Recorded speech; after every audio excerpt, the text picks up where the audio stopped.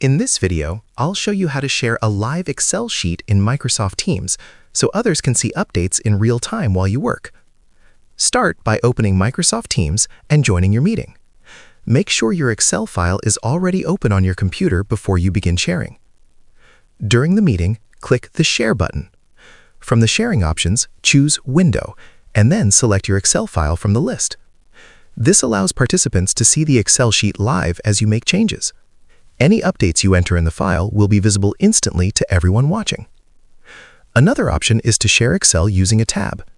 If the Excel file is stored in OneDrive or uploaded to the Teams channel or meeting chat, open it directly inside Teams.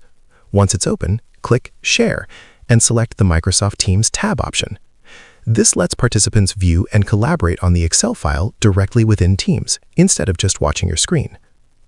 Sharing a window is best when you only want others to view your changes, while sharing Excel as a tab is ideal for real-time collaboration, where multiple people can edit the file at the same time.